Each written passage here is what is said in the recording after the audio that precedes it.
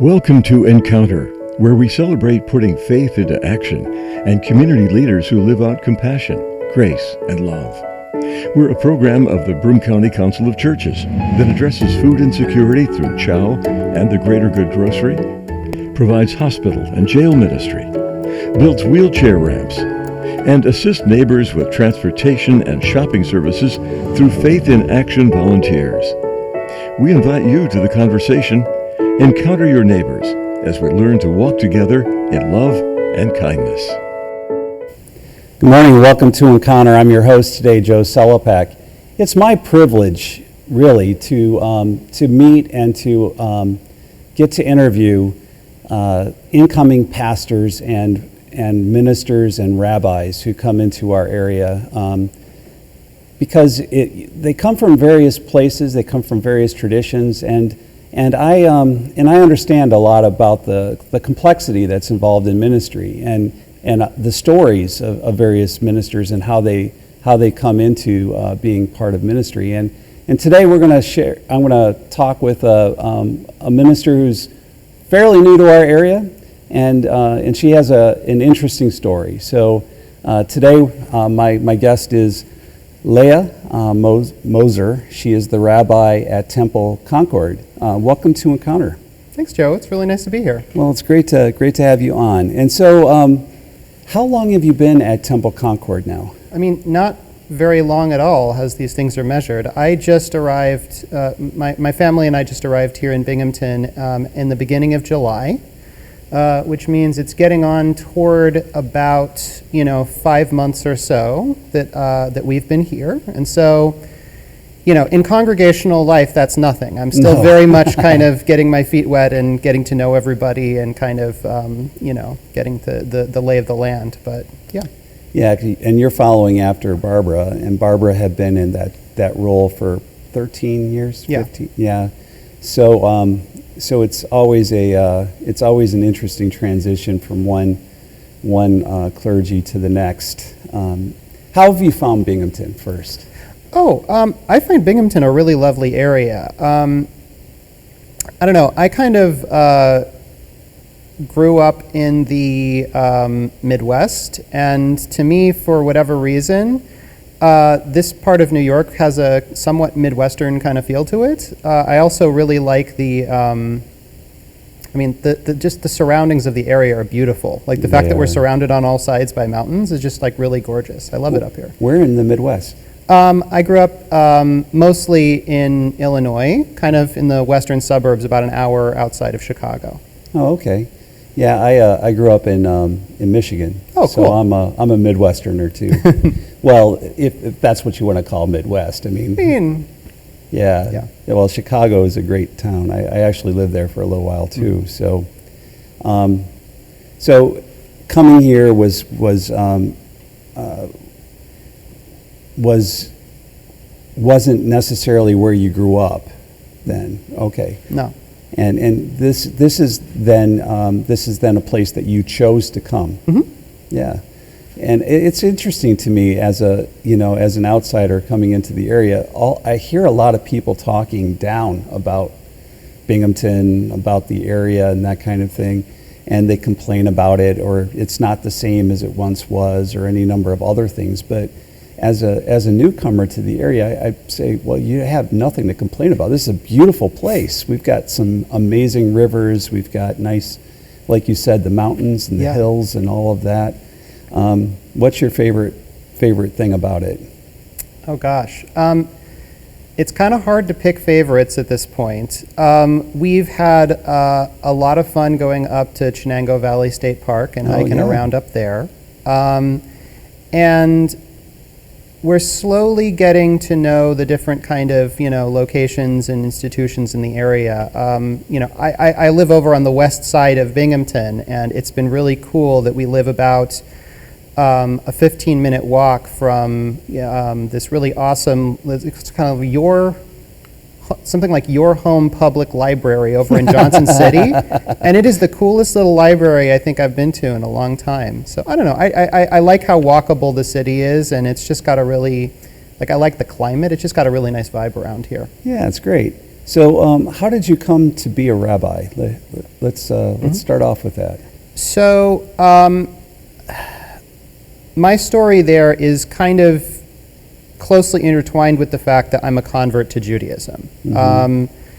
I first started exploring Judaism and the idea of conversion during a period of my life when I was living in Japan, and I was reading a lot of books, and I happened to pick up a couple of books that were that were written by rabbis and were related to the Jewish faith, and I got really interested. I think I kind of detected something that I was like recognizing there, something that really resonated with me. So when I got back to the United States, I was living in Tulsa, Oklahoma, and I found a synagogue that felt like a good community, that was a good fit, and I got really kind of involved there. I studied for a couple years and underwent my conversion, and over time, I think I just found more and more that I was getting a whole lot out of being part of a religious community like that, and feeling more and more excited about what I could do to contribute to that community. So I started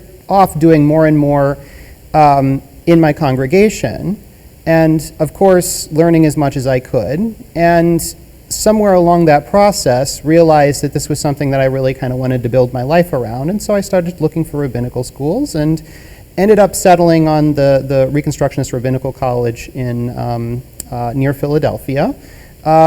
And so that's where I decided to go. So it felt to me like a very organic process that once I found my way into Jewish community, which was not something that had really been a part of my life before, not Jewish community or any kind of religious community, it just felt very natural. Like, yes, being in communities like this and building communities like this and contributing to communities like this is really what I want to do with my life.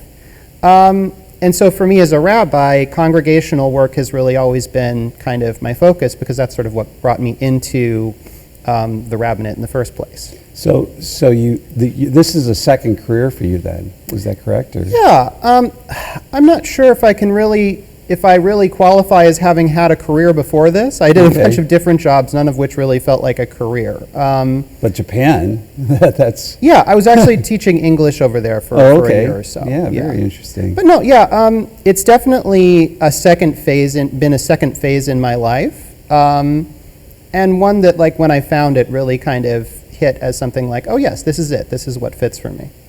And so you're describing building community. Is that the role of the rabbi within the congregation? I think so. I mean, rabbi is a role that has a huge, long history behind it, and the nature of what a rabbi has evolved significantly over the past 2,000 years or so, right? For me, at least, a big part of what being a rabbi means is living in and being part of and helping to build and prop up community.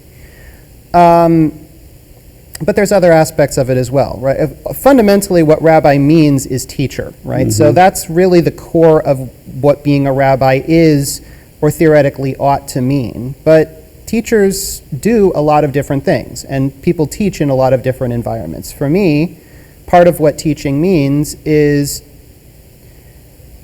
being embedded in a community, is making personal connections, and helping people build and discover the tools that they need to build an engaged and informed Jewish life for themselves. And to me, the synagogue is really the environment in which I enjoy doing that work, and in which I feel like that work really, really, really works for me. And as far as like the Temple Concord is concerned, I mean, have they talked to you about what they perceive as some of the needs for the community are, mm-hmm. and how they want to grow as a community? Yeah, I mean, one of the things that Temple Concord, that the community made very clear to me as I was interviewing for the position, was how important it is for the members of this community to how important Temple Concord is for them as a proponent of a particular approach to progressive Judaism here in this part of New York. And that sense of cultural and religious significance is very strong in so many of my congregants that I've met and interacted with over the past however many months.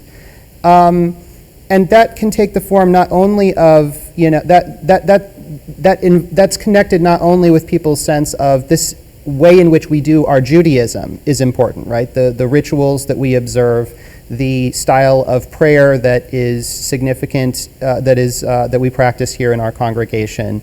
But I think also in other areas as well. The fact that Temple Concord has always had a pretty active, the membership has always had a pretty active involvement in various local causes for social justice. Part of one of the first things that you notice about the temple as you drive up Riverside Drive is the fact that we've got a big old banner hanging out the front that says reproductive freedom is a Jewish value, right?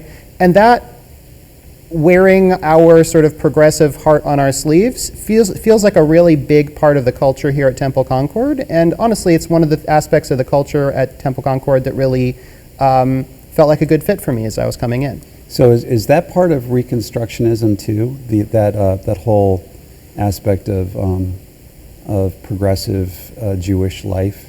Yeah, I'd say that among all of the progressive Jewish movements, there are several of them, right? We've got Reconstructionism, we've got Reform, which is the movement that my congregation belongs to.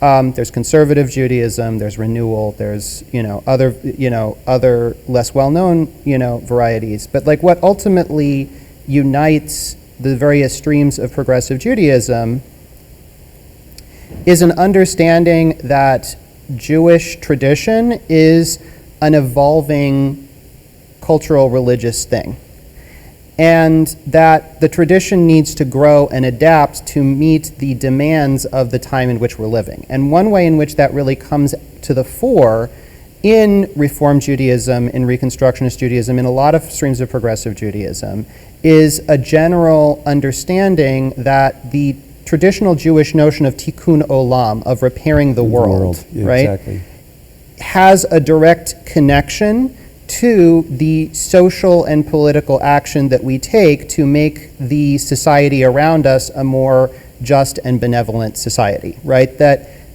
repairing the world isn't just some sort of mystical concept that relates to, the way in which we relate to God on a spiritual level. It is that, but that it also is deeply connected to the practical actions that we take in this world to bring about tzedek, to bring about justice in the society that we live in. It seems to me as if that's part of that Jeremiah praying peace for the city, making, and then I've often thought about that. That we mysticize in a lot of ways what faith is, and we make it about like an ethereal kind of quality to it, some kind of unworldly kind of approach to it, but when I hear you talking, it seems to me as if your faith is very much grounded in the root, like in Binghamton, inside of this soil, in the environment that we live in. Yeah, I happen to believe that the best way to go through life is in a way that, so in the section of the Torah, the part of the Hebrew Bible that we were reading just last week, there's this vision that Jacob has, right, where he goes to sleep and he has this dream vision of a ladder that's grounded on the earth and then extends into heaven. Right. And that ladder is a really significant vision for him. It really seems to kind of energize him and activate him and give him like a perspective on life. And I think that ladder is a really good metaphor for a really, balanced and integrated religious life, which is we live with our feet on the ground and we also live with our head in the clouds, and being able to encompass both of those things, right? To be spiritual and focused on the pragmatic at the same time, that is an integrated, balanced spiritual life, and it's what ultimately I think we ought to be striving for. I think that social action without any sense of the broader spiritual implications, right, can sometimes lead to a place where we can get a little bit lopsided and a little overly focused on the pragmatic details of the work and lose track of the bigger picture. But I think that on the reverse, right, if we get too focused on the spiritual to where we're not paying close attention to the pragmatic implications of the beliefs that we claim to have, then we've kind of lost the gears are failing to mesh, right? We've lost any sense of connection between the values that we're upholding and the practical implications those values are supposed to have in the actual lives of real people living on this earth. Or the source of it, too. I Yeah. mean, the idea that God has something to say about it, right? And I think that oftentimes, if we get so worked up about the politics or whatever, there's a tendency in which we lead ourselves to not understanding that there is a transcendent value that's attached to this, that God has something to say to this situation. So how do you? It seems to me as if that's all part of what the congregation is asking you to do at Temple Concord, is to try to integrate all of that together, right? Yeah, I think that one of the things that congregations look to their rabbi to do for them is to help model ways to live an authentic Jewish life in a world that is not necessarily built around these, like the Jewish values that we talk about and uphold in the synagogue, right? All Jewish people, and this applies to Jewish people living everywhere in the world, all Jewish people today live in multiple civilizations at once, right? There's this religious civilization of Judaism, which is part of our culture and, part of our congregational lives, and it's the world we live in religiously, but we are also living in other worlds at the same time. We're I live in Jewish culture because I'm, a Jewish person who's actively engaged in my Jewish community. But I'm also living in American culture because I am, someone who was born and raised in the United States, and American culture is part of my, cultural and intellectual makeup as well. I'm also part of a broader world culture, which, is complex and rich, and in which our lives in this country impact and are impacted by the actions of people in other countries. And figuring out how to navigate those things in a way that is respectful to our own traditions and our own perspective, but also has a great deal of love and respect for the other parts of ourselves, the other connections that we have that extend out beyond this specifically community. It's a tricky dance, and it's one that I don't get perfectly, but it's one that I think that part of the role of the rabbi in a congregational setting is to try and present one model among others for how to navigate that tricky balance, that tricky dance, in a way that works, that feels authentic and integrated on all sides. My guest today is Rabbi Leiah Moser, who is the new rabbi at Temple Concord, and we're talking a lot about how faith, life, and congregational life kind of all come together in a as you describe it, a dance that makes the congregation work. So when this airs, we're going to be in the middle of Hanukkah. Mm-hmm. And can you describe a little bit about what Hanukkah is for? I know it's a minor holiday, but it is a holiday for the for Jewish people.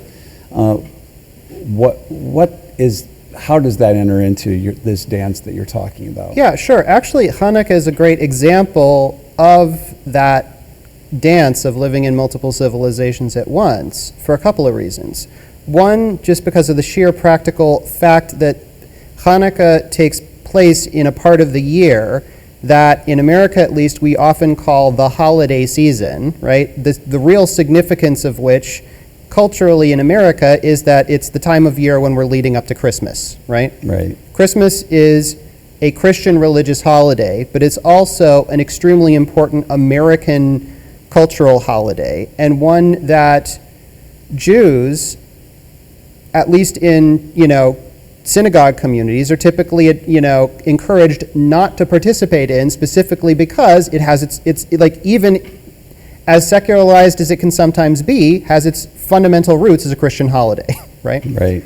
So Hanukkah tends to take on a much bigger significance for a lot of American Jews than it does for Jews living in some other parts of the world, precisely because it provides some sort of cultural weight around a holiday, around a festival that we can celebrate and that we can kind of relate to or uphold when people are talking about, quote unquote, the holiday season, right? So in that sense, the relative significance of Hanukkah for Jews in the United States is a perfect example of the way in which the tradition has to adapt in order to cope with changing cultural situations. But the holiday itself is also, in its historical origins, very much about the ongoing question of how we as a Jewish people are going to cope with the challenges and consequences of living in a world where not everybody is Jewish, right? The festival originates from a conflict which arises when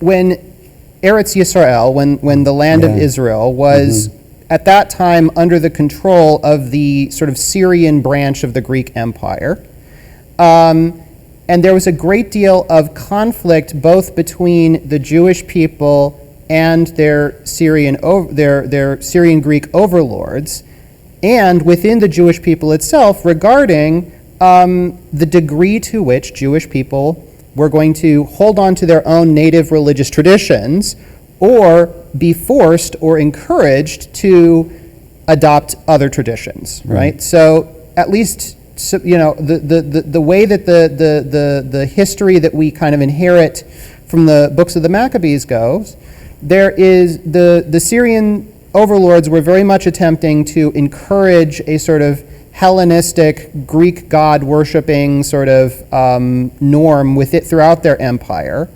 And so we're making it harder and harder and harder for Jews in Eretz Yisrael to practice their faith in the way that the Torah has commanded us to for generations and centuries. And at the same time, there's a group of Jewish people who are actively engaged in Hellenizing, in taking on various aspects of Greek cultural practices.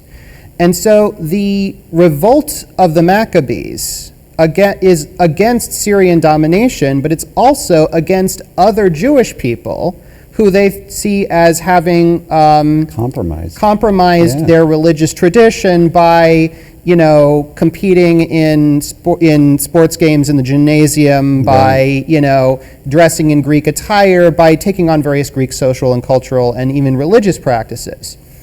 Now, part of what makes that whole situation so complex as the basis for a holiday is that from the standpoint of a progressive American multicultural Jew, the Maccabean response to that is not a particularly positive response. When they finally managed to throw out the Syrian overlords, they then immediately turn their attention to persecuting the Hellenizing Jews among them, right? Right.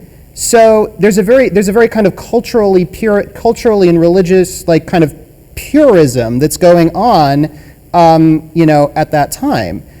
So on the one hand, the holiday holds up these positive values of standing up for our own culture and our own tradition in the face of outside pressure, which is very much a set of values that we want to uphold because we want Jewish people to feel proud of our traditions and maintain those traditions and stick to those traditions.